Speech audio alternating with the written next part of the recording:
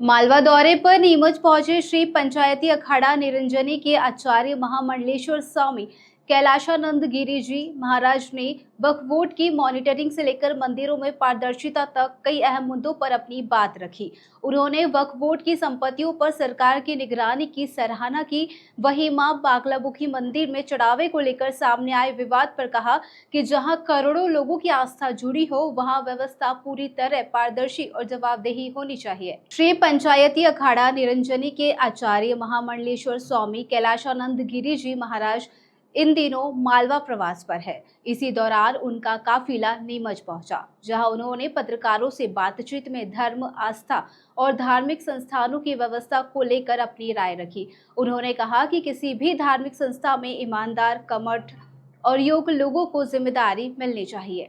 स्वामी कैलाशानंद गिरी ने वक्फ बोर्ड की संपत्तियों की मॉनिटरिंग को लेकर मुख्यमंत्री डॉक्टर मोहन यादव की सराहना भी की है।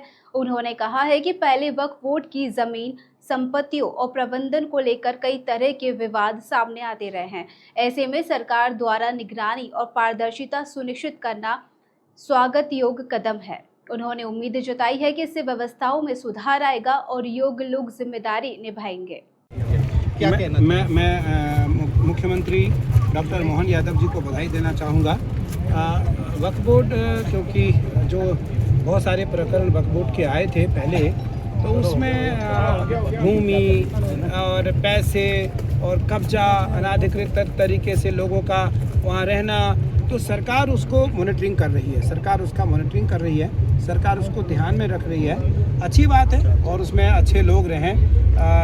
किसी भी धर्म की बात, धर्मम कम शरणम गता, भगवान कृष्ण गीता में कहते हैं। तो निरंतर इस बात पर सरकार ध्यान दे रही है और सरकार का ध्यान है, तो इसलिए मैं सरकार को बधाई देना चाहूँगा। और निसंदेह सज्जन लोगों को, कर्मठ लोगों को, विद्वान लोगों को अलग अलग संस्थाओं में निहित रहना चाहिए। सर, नीमच में आप आए हैं, यहाँ पर जो है चोपड़ा परिवार द्वारा आपका यहाँ पर एयर स्ट्रीट पर काफ़ी भव्य स्वागत किया गया है। नीमच की जनता के लिए क्या कहना चाहिए? नीमच की जनता, क्योंकि मैं संयोग से नीमच पहली बार आना हुआ और मैं महादेव का एक छोटा सा उपासक हूँ, परंपरा का आचार्य हूँ।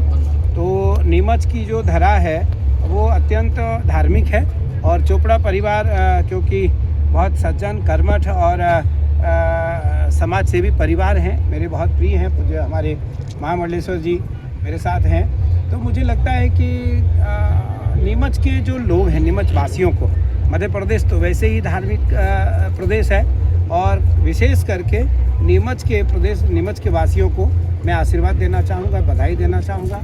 और कल प्रातःकाल कार्यक्रम रखा गया है जिसमें नीमचवासी सभी अलग अलग महापुरुषों का आशीर्वचन का लाभ लेंगे और महापुरुषों का आशीर्वचन उन्हें प्राप्त होगा और पूरे नीमचवासियों को महादेव का आशीर्वाद प्राप्त होगा। ऐसे ही तमाम अपडेट के साथ देखते रहिए खबर नेशन। खबर नेशन के यूट्यूब चैनल को लाइक, सब्सक्राइब और शेयर करें।